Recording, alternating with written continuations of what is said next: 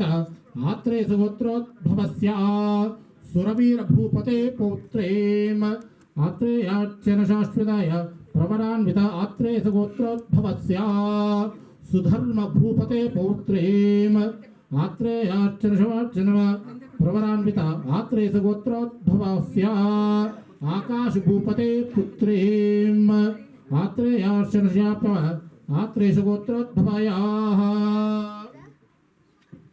ಸರ್ವಲೋಕಾನೀಂ ಚಕ್ಷುಷೇಂ ಪದ್ಮಾಂ ನಾಮ್ನೇಂ ಇಮಾಂ ಕನ್ಯಾಂ ಪ್ರದಾಸ್ಯಾಮಃ. ಭೂದೇವಿ ಅಂದ್ರೆ ಪದ್ಮಾವತಿ ಅಂತ, ಸುರವೀರ ಭೂಪತೆ ಅಂತ ಮುತ್ತಾತ ಯಾರಿಗೆ? ಪದ್ಮಾವತಿಗೆ. ಅವ್ರ ತಾತನ ಹೆಸರು ಬಂದು ಸುಧರ್ಮ ಭೂಪತೆ ಅಂತ, ಪದ್ಮಾವತಿ ತಂದೆ ಹೆಸರು ಬಂದು ಆಕಾಶ ಬ್ರಹ್ಮ ಅಂತ, ಆಕಾಶ ಭೂಪತೆ ಅಂತ ಅವ್ರ ಹೆಸರು. ಆಕಾಶ ಭೂಪತಿ ಅಂದ್ರೆ ಆಕಾಶ ಮಹಾರಾಜ್ ಬಂದು ಈ ಒಂದು ಪದ್ಮಾವತಿಗೆ ತಂದೆ ಅಂತ. ಅದಕ್ಕೆ ಒಪ್ಪಿಗೆನಾ ಅಂತ ಕೇಳ್ತಾ ಇದ್ದಾರೆ ಅವರು. ಸರಿನಾ? ಹೇಳಿ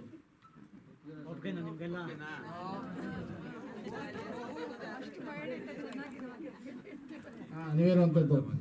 ವಾಚಾ ದತ್ತ ಮಯ ಲಕ್ಷ್ಮೀಂ ಕನ್ಯಾಂ ಇದಂ ಆಸನಂ ಸುಖಾಸನಂ. ಅವ್ರು ಹೇಳ್ತಾ ಇದ್ದಾರೆ, ನಮ್ಮನೇಲಿ ಒಂದು ಹೆಣ್ಣಿದೆ, ಮದುವೆ ಮಾಡ್ಕೊಂಡು ನೀವು ರೆಡಿ ಇದ್ದೀರಾ ಅಂತ ಕೇಳ್ತಾ ಇದ್ದಾರೆ. ಫಸ್ಟ್ ನೀವು ಹೇಳ್ಕೊಡಿ ಇನ್ನೊಂದ್ಸರ್ತಿ. ವಾಚಾ ದತ್ತ ತ್ವಯಾ ಕನ್ಯಾ ಸ್ವೀಕೃತ ತ್ವಯಾ ಕನ್ಯಾವಲೋಚನ ನಿಶ್ಚಿತತ್ವಂ ಸುಖೀ ಭವ ಸುಖೀ ಭವ. ಇವ್ರು ಹೇಳ್ತಾ ಇದ್ದಾರೆ, ನಮ್ಮನೇಲಿ ಒಳ್ಳೆ ಹೆಣ್ಣೋಗಿದಂತ ನೋಡಿದ್ವಿ, ಹಂಗಾಗಿ ಮದುವೆ ಮಾಡ್ಕೊಂಡು ಇಷ್ಟನಾ ಅಂತ ಅವ್ರು ಕೇಳ್ತಾ ಇದ್ದಾರೆ. ಇಷ್ಟ ಆದರೆ ಹಣ್ಣು ತಗೋಬೋದು, ಇಷ್ಟ ಓಂ ಧ್ರುವಂತೆ ರಾಜಾವರುಣೋ ಧ್ರುವಂತೆ ವಾ ಬೃಹಸ್ಪತಿಃ ಧ್ರುವಂತೆಂದಾಶ್ಚರಾಸ್ತಂಧಾರಯತಾಂ ಧ್ರುವಂ. ವಾಜಾ ದತ್ತಾ ತ್ವಯಾ ಕನ್ಯಾ ಸ್ವೀಕೃತಾ ತ್ವಯಾ ಕನ್ಯಾವಲೋಚನಸ್ಯ ದತ್ತಂ ಸಖೀ ಭವ ಸಖೀ ಭವ.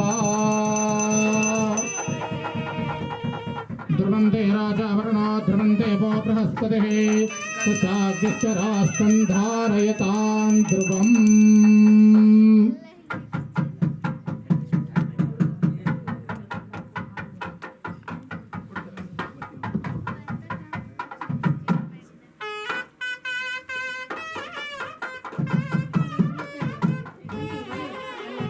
ಇಲ್ಲಿಗೆ ಎಂಗೇಜ್ಮೆಂಟ್ ಆಗಿದೆ. ಎಂಗೇಜ್ಮೆಂಟ್ ಆದ್ಮೇಲೆ ಏನಾಗುತ್ತೆ? ಮದುವೆ. ಎಂಗೇಜ್ಮೆಂಟ್ ಆದ್ಮೇಲೆ ಮದುವೆ, ಮದುವೆಗಿಂತ ಎಂಗೇಜ್ಮೆಂಟ್, ಎಂಗೇಜ್ಮೆಂಟ್ ಆದ್ಮೇಲೆ ಮದುವೆನಾ? ಎಂಗೇಜ್ಮೆಂಟ್ ಆದ್ಮೇಲೆ ಮದುವೆ. ಸರಿನಾ? ಇವಾಗ ನಿಶ್ಚಿತತ್ವ ಆಗಿದೆ ಅಂದ್ರೆ ಒಪ್ಪಿಗೆ ಆಗಿದೆ. ಈ ಒಂದು ಸುಲಗ್ನದಲ್ಲಿ ಸರಿನಾ ಈ ಮದುವೆ ಮಾಡ್ತಾ ಇದೀವಿ ಅಂತ ನೆಕ್ಸ್ಟು ಮದುವೆ ಮಾಡುವಂಥ ಕಾರ್ಯಕ್ರಮ. ಅದಾದ ನಂತರ ಶ್ರೀನಿವಾಸ ಕಲ್ಯಾಣ ಏನಕ್ಕೆ ಮಾಡ್ತೀವಿ? ಶ್ರೀನಿವಾಸ ಕಲ್ಯಾಣ ಏನಕ್ಕೆ ಮಾಡಬೇಕು, ಏನಕ್ಕೆ ಮಾಡ್ತೀವಿ? ಲೋಕ ಕಲ್ಯಾಣಾರ್ಥ ಒಂದು ಆ ಕಥೆ ತಿಳ್ಕೊಳ್ಳೋಂಥದ್ದೊಂದಿದೆ. ಸರಿನಾ? ಮನೇಲಿ ಅವ್ರ ಥರ ನಾವು ಇರೋಕ್ಕಾಗಲ್ಲ. ಸರಿನಾ? ನಮ್ಮ ಥರ ಅವ್ರು ಇರ್ಬೋದು, ಅವ್ರ ಥರ ನಾವು ಇರೋಕ್ಕಾಗಲ್ಲ. ಅಷ್ಟು ಅನ್ಯೋನ್ಯವಾಗಿ ನಾವು ಇರೋಕ್ಕಾಗಲ್ಲ. ಒಂದು ಕಾಫಿ ಕೇಳಿದ್ರೆ ಒಂದು ಗಲಾಟೆಯಲ್ಲಿ, ಹೌದಾ ಅಲ್ವಾ? ಸಕ್ಕರೆ ಜಾಸ್ತಿ ಇದ್ರೆ ಒಂದು ಗಲಾಟೆ. ಅದು ಪಾಪ ಶ್ರೀನಿವಾಸ ಹಂಗಲ್ಲ, ಹೆಂಗಿದ್ರು ಅಡ್ಜಸ್ಟ್ ಮಾಡ್ಕೊಂಡು ಹೋಗ್ತಾರೆ ಅಂತ ಜೀವನ ಅವ್ರದ್ದು. ನಮ್ದಾದರೆ ನಾವು ತವ್ರ ಮನೆಗೆ ಓಟ್ ಹೋಗ್ತೀವಿ ಅಂತ ನಾವು ಓಟ್ ಹೋಗ್ತೀವಿ, ಅವ್ರು ಹೋಗಲ್ಲ ಪಾಪ, ಅವ್ರು ಬಿಟ್ಟು ಹೋಗಲ್ಲ ಅಂಥದ್ದು.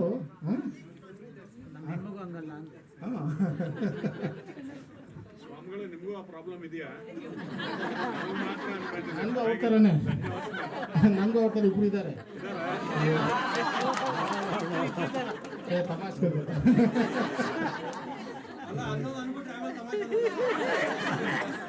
ಪರಿಚಯದವರಿದ್ರೆ ಅಂತ ಏನಾಗುತ್ತೆ? ಆದ್ರೂ ಈ ಕಡೆ ಕುಂತಿರೋರು ತುಂಬಾ ಅದೃಷ್ಟವಂತರು. ಯಾಕಂದ್ರೆ ಬಹಳ ಬೇಗ ಹುಡುಗಿ ಸಿಕ್ಕಿದೆ. ಈಗ ಜೆನ್ಸಿ ಅವ್ರು ಒಪ್ಪಲ್ಲ ಅಷ್ಟು ಬೇಗ.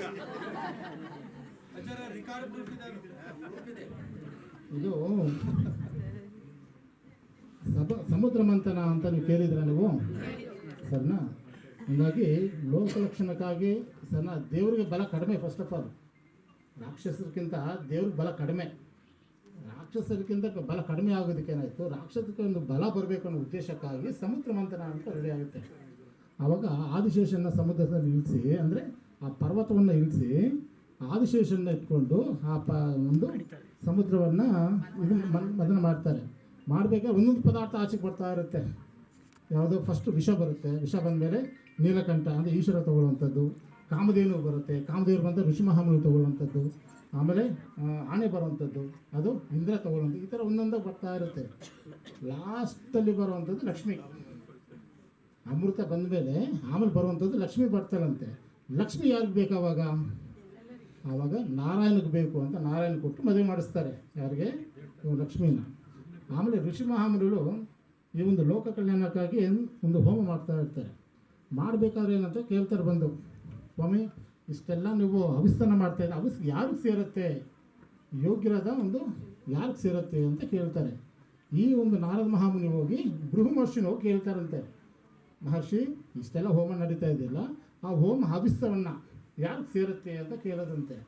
ಕೇಳಿದಾಗ ಏನಾಗುತ್ತೆ, ಯಾರು ಯೋಗ್ಯರು ಅಂತ ನೋಡೋಕ್ಕೋಸ್ಕರ ಏನು ಮಾಡ್ತಾನೆ, ಈ ಬೃಹು ಮಹರ್ಷಿ ಹೋಗಿ ಫಸ್ಟು ಬ್ರಹ್ಮನ ಹತ್ರ ಹೋಗ್ತಾನೆ.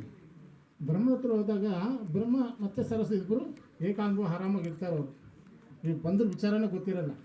ಆವಾಗ ಆ ಬೃಹು ಮಹರ್ಷಿ ಬ್ರಹ್ಮನಿಗೊಂದು ಶಾಪ ಕೊಡೋದಂತೆ, ಎಂತ ನಿಮ್ಗೆ ದೇವಸ್ಥಾನ ಭೂಲೋಕದಲ್ಲಿ ದೇವಸ್ಥಾನ ಇರಲ್ಲ ನಿಮಗೆ ಅಂತ ಶಾಪ ಕೊಟ್ಟನಂತೆ. ಅದೇ ರೀತಿಯಲ್ಲಿ ಕೈಲಾಸಕ್ಕೆ ಹೋಗಿದ್ದಾನಂತೆ. ಕೈಲಾಸಕ್ಕೆ ಹೋದ ನಂತರ ಏನಾಯಿತು, ಅಲ್ಲಿ ಉಮಾಮಹೇಶ್ವರ ಇಬ್ಬರೂ ನಾಟ್ಯದಲ್ಲಿ ಅವರು ನೀಳವಾಗಿ ಇದ್ರಂತೆ. ಇದ್ದಾಗ ಏನಾಯಿತು, ಅದಕ್ಕೂ ಒಂದು ಶಾಪ ಕೊಟ್ಟನಂತೆ. ನಾನು ಬಂದಿದ್ದು ಗೊತ್ತಿದ್ರು ಅವರು ನಾನು ನೋಡಿಲ್ಲ ಅನ್ನೋ ಉದ್ದೇಶಕ್ಕಂತ ಲಿಂಗ ರೂಪದಲ್ಲಿ ನೀನು ಪೂಜೆ ನಡೆಯುತ್ತೆ ಅಂತ ಒಂದು ಶಾಪ ಕೊಟ್ಟಿದ್ದಾನೆ. ಅದಾದ ಮಹಾವಿಷ್ಣು ಹತ್ರ ಹೋದನಂತೆ. ಮಹಾವಿಷ್ಣು ಆರಾಮಾಗಿ ಲಕ್ಷ್ಮೀದೇವಿ ಹತ್ರ ಇದ್ದಾಗ ಏನಾಯಿತು, ನಾರಾಯಣ ಅಂತ ಕೇಳಿದ್ನಂತೆ. ಆದರೂ ಕಿವಿ ಕೇಳಿಸ್ಕೊಂಡು ಸುಮ್ಮನಾಗ್ಬಿಟ್ಟಂತೆ.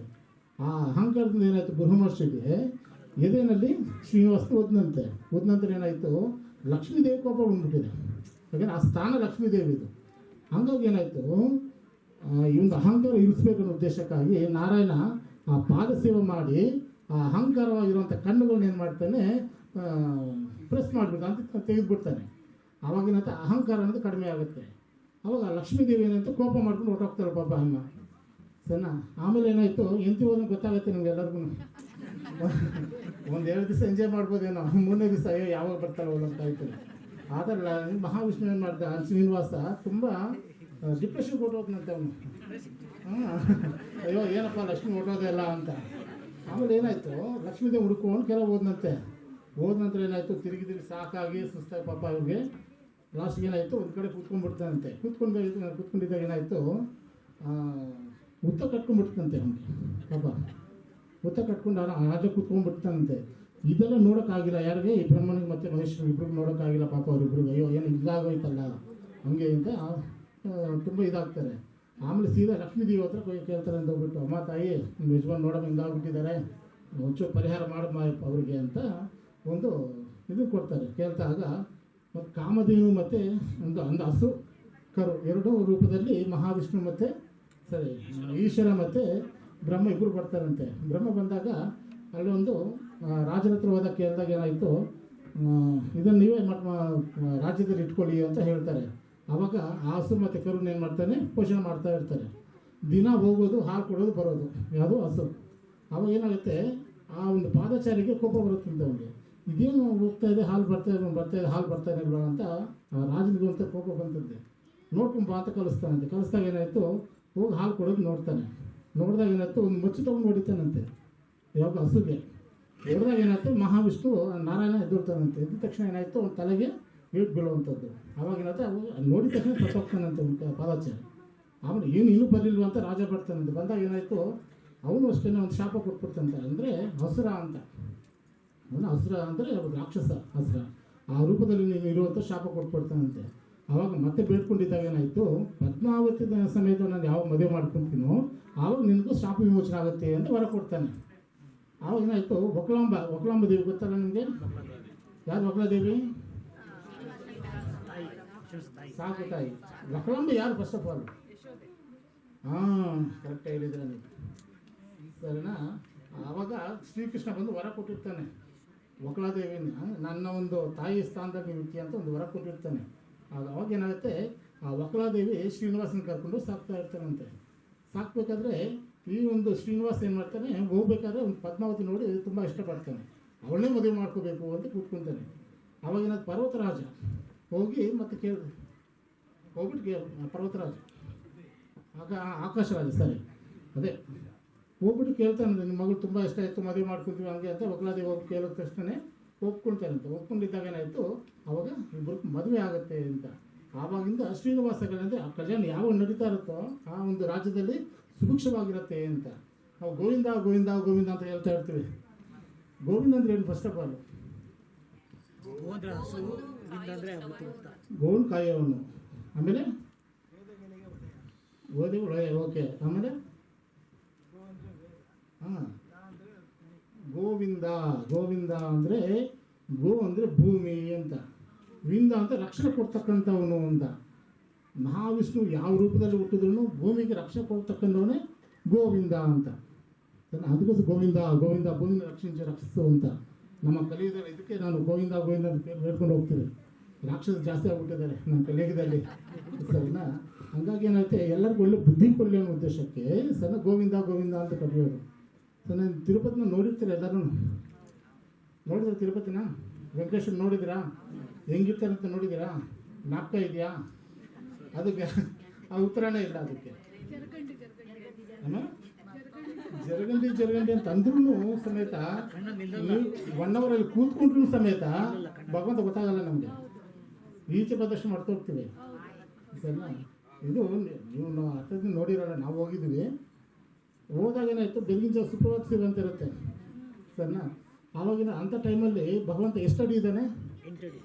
8 ಅಡಿ 10 ಅಡಿ ಈ ಥರ ಎಲ್ಲ ಇರ್ತಾರೆ. ಅಲ್ಲಿರೋದು ಬರೀ 4 ಅಡಿ ಮಾತ್ರ ಕಾಣಿಸುತ್ತೆ. ಅವಾಗ ಬೆಳಗ್ಗೆ ಹೊತ್ತು ಮಾತ್ರ, ಮಧ್ಯಾಹ್ನದಷ್ಟೊತ್ತು ಇನ್ನೊಂದು 2 ಅಡಿ ಜಾಸ್ತಿ ಆಗ್ತಾನೆ, ಸಾಯಂಕಾಲದಷ್ಟು ಇನ್ನೊಂದು 2 ಹೈಟ್ ಜಾಸ್ತಿ ಆಗ್ತಾರೆ ಅಂತ. ಹಂಗಾಗಿ ಬಾಲ್ಯ ಯೌವನ, ಮಧ್ಯಾಹ್ನದಷ್ಟು ಯೌವನ, ಸಾಯಂಕಾಲ ವೃದ್ಧಾಪ್ಯ, ಅದು ಮಹಿಮೆ ಅಲ್ಲಿರುವಂಥದ್ದು ಸರಿನಾ. ಹಾಗಾಗಿ ನಮ್ಮ ಕಣ್ಣು ಕಾಣಿಸುತ್ತೆ ಅನ್ನೋ ವಿಗ್ರಹ ಹಂಗಿರುತ್ತೆ ನಮ್ಗೆ ಗೊತ್ತಿರಲ್ಲ, ನಮಗೂ ಗೊತ್ತಿಲ್ಲ. ಕಾಣಿಸೋ ಥರ ನಮಗೇನು 4 ಅಡಿ ಕಾಣಿಸ್ತಾರೆ, ಮಧ್ಯಾಹ್ನದ ಹೊತ್ತು ಇನ್ನು ಸ್ವಲ್ಪ ಜಾಸ್ತಿ ಕಾಣಿಸ್ತಾರೆ, ಸಾಯಂಕಾಲದಷ್ಟೊತ್ತು ಇನ್ನೂ ನೇರ ಹೈಟ್ ಕಾಣಿಸ್ತಾನೆ. ನೋಡಿದ ತಕ್ಷಣ ಅಯ್ಯೋ ಗೋವಿಂದ ಅಂತೀವಿ. ಆಚೆ ಬಂದ ತಕ್ಷಣ ಯಾವ ಗೋವಿಂದನೇ ಇರಲ್ಲ, ಲಾಡಿ ತಿನ್ಕೊಂಡು ಬರಬೇಕಾಗುತ್ತೆ ಅಷ್ಟೇ. ಅಲ್ಲ, ಅದು ಕ್ಷೇತ್ರದಲ್ಲಿ ನೀವು ಹೆಜ್ಜೆ ಇಟ್ಟಾಗ ಏನು ಕೇಳ್ಕೊಂಡು ಅದು ನಡೆಯುತ್ತೆ. ದೇವರ ಹತ್ರನೇ ಕೇಳುವಂಥದ್ದು ಏನಿಲ್ಲ. ಕ್ಷೇತ್ರಕ್ಕೆ ಹೆಜ್ಜೆ ಇಟ್ಟು, ತಿರುಮಲ ಕ್ಷೇತ್ರದಲ್ಲಿ ಹೆಜ್ಜೆ ಇಟ್ಟು, ಭಗವಂತ ನನಗೆ ಕಾಪಾಡಪ್ಪ, ನನ್ನ ಮನಸ್ಸಲ್ಲಿ ಈ ಸಂಕಲ್ಪ ಇದನ್ನು ಬೇಡ್ಕೊಂಡ್ರೆ ಸಾಕಂತ ಎಲ್ಲಿದ್ದು ಭಗವಂತ ವಾರ ಕೊಡ್ತಾನೆ. ಆ ಮೆಟ್ಲು ಅಲ್ಲಿ ಹೋಗೋಷ್ಟು ಇದು ಕೊಟ್ಟಿದ್ದಾನಲ್ಲ, ಶಕ್ತಿ ಕೊಟ್ಟಿದ್ದಾನಲ್ಲ, ಅದೇ ಸಾಕು. ಅವನ ಕರುಣೆ ಇಲ್ಲದ ಹೋಗೋಕ್ಕಾಗೋದಿಲ್ಲ ನಮಗೆ. ಹಾಗಾಗಿ ಈ ಕಲ್ಯಾಣವನ್ನು ಮಾಡ್ತಾ ಇದ್ದೀವಿ. ಎಲ್ಲನೂ ನಿರ್ವಿಘ್ನವಾಗಿ ನಡೀಲಿ, ಇದೇ ಥರ ನಗ್ನಗ್ತಾ ಮನೇಲಿ ನಾವು ಇರಬೇಕು ಅನ್ನೋ ಉದ್ದೇಶಕ್ಕೆ ಈ ಒಂದು ಪ್ರಾರ್ಥನೆ ಮಾಡಿಕೊಂಡು ಭೂಮಿ ಮುಟ್ಟಿ ನಮಸ್ಕಾರ ಮಾಡ್ತೀವಿ.